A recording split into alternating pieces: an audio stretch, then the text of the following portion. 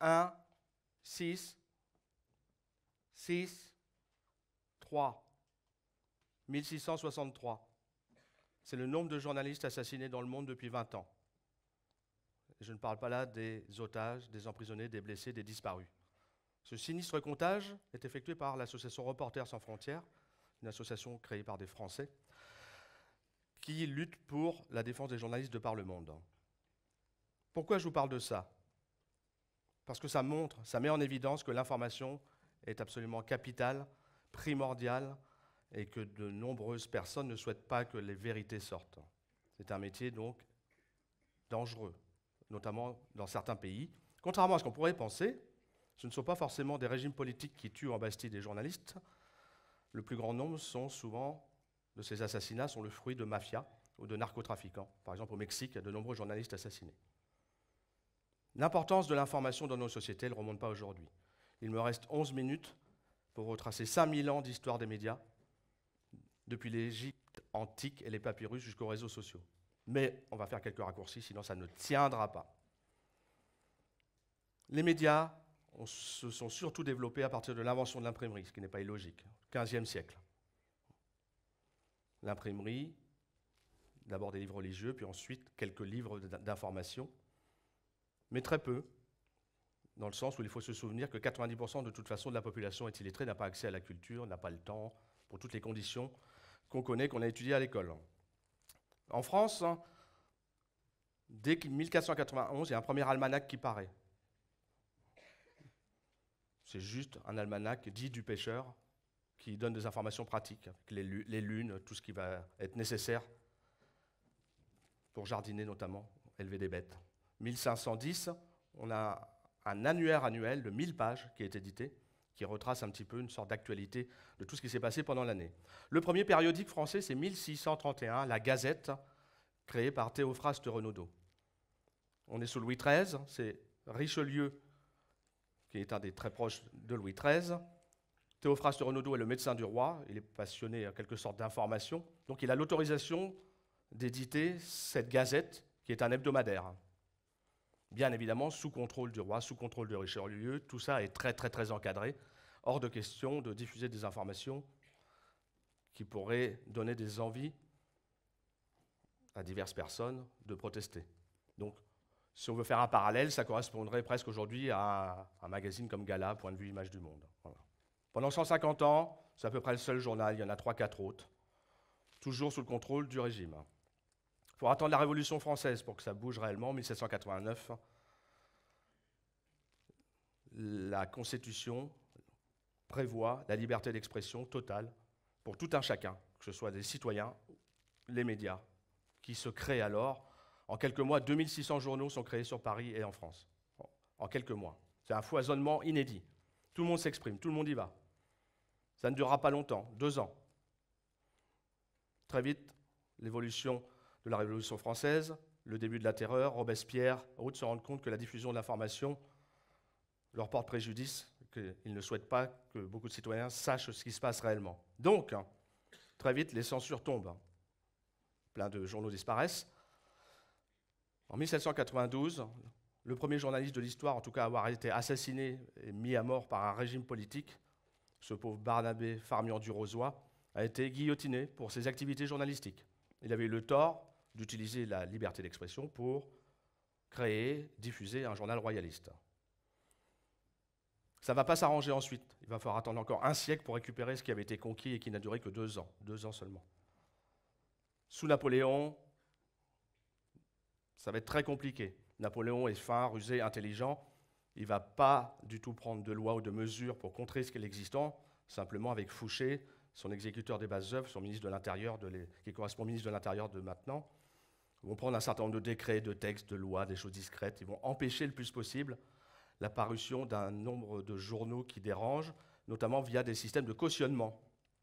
Les éditeurs doivent déposer des centaines de louis à l'époque pour pouvoir éditer. Tout est surveillé par la censure, tout est contrôlé, mais c'est fait d'une manière discrète.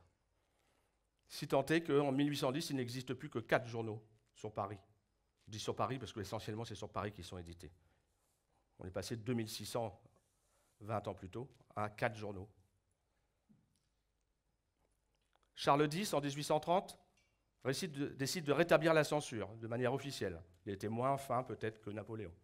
Ce qui génère un mouvement de protestation de 44 journalistes et éditeurs qui publient dans leurs journaux, même de manière non autorisée, ce qui vient de se passer, c'est-à-dire le rétablissement de la censure, appelant à la manifestation. Des milliers de personnes sont dans les rues pour protester. On va attendre 1881, la fameuse loi de 1881, de la liberté d'expression en général et de la liberté de la presse en particulier. Ça ne concerne pas que les médias, c'est la liberté d'expression des citoyens aussi, qui pose des limites, qui pose un cadre avec des droits, des devoirs, des obligations. Il aura fallu 5 ans au Parlement de l'époque pour se mettre d'accord, pour créer cette loi équilibrée qui a servi de cadre juridique, qui est toujours d'actualité aujourd'hui. Il a été toiletté en fonction des évolutions technologiques après l'apparition de la radio ou de la télévision au XXe siècle. Mais pour la première fois, on se dote d'un réel cadre qui permet de savoir jusqu'où on peut monter les curseurs. Alors que je rappelle qu'en 1789, c'était une liberté totale. Un petit peu comme Elon Musk essaye de faire avec Twitter, ce qu'on appelle les libertariens, c'est-à-dire aucune censure, tout est permis, même l'éloge des nazis ou tout ce que vous voulez. Quant au métier de journaliste, en fait, il faut attendre les années 1930 pour qu'il soit réellement cadré, codifié. Je parle de journaliste professionnel, et que les premiers syndicats se créent, se développent, et que les médias radio, télévisés et médias écrits aussi. Ils existaient déjà beaucoup au XIXe siècle. Un des plus grands journalistes au XIXe siècle, Clémenceau, un Vendéen, donc, qui n'était pas loin d'ici, qui a déjà commencé à pratiquer le mélange des genres. Le mélange des genres, puisqu'il est passé aussi bien de président du Conseil, homme politique, que journaliste, patron de journaux, créateur de journaux. Il était très important dans le procès Dreyfus, notamment, de l'affaire Dreyfus. Aujourd'hui, on arrive dans une autre société avec le développement numérique où il y a ce qu'on appelle une infobésité. Multiplication des canaux. Qu'on le veuille ou non, on est assailli d'informations en général. Du panneau publicitaire dans la rue, nos téléphones, nos tablettes, nos ordinateurs, etc. On retrouve exactement ce qui existe depuis toujours chez l'être humain, les propagations des rumeurs. La grosse différence, c'est que les rumeurs mettaient beaucoup de temps à se propager par le siècle passé, par le bouche à oreille.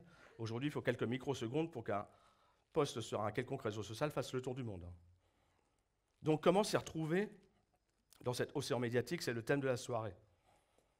Comment faire, sachant qu'en France, on connaît une problématique qui fait que, toujours selon l'association Reporters sans frontières, qui établit chaque année un classement des médias en fonction de la liberté de la presse dans les pays, sur 180 pays, la France aussi entre la 30e et la 40e place. Cette année, on est 26e, l'année dernière 34e. Je pense que le classement qui sera établi en cette fête d'année 2022 nous refera passer la barre des 30. On pourrait penser qu'en France, on serait beaucoup mieux classé.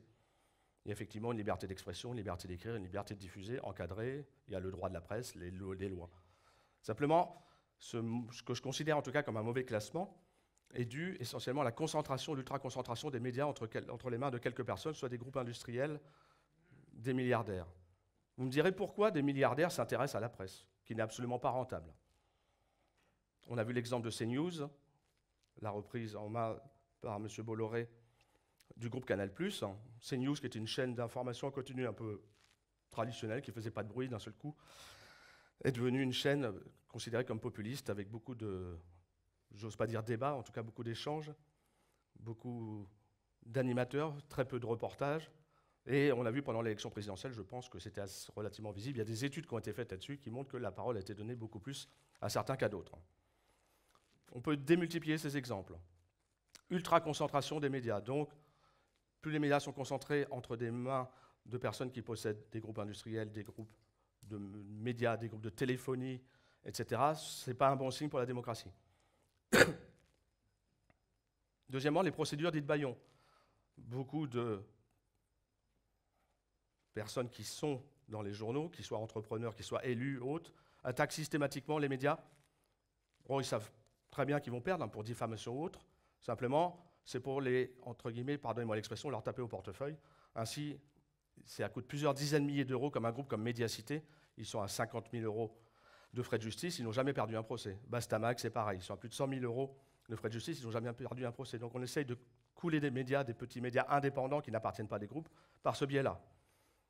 On a aussi des groupes comme, excusez-moi mon anglais, Reworld Media, je vais y arriver, qui, eux, ont racheté une 60aine de titres, mais ils ne font pas du tout de la presse.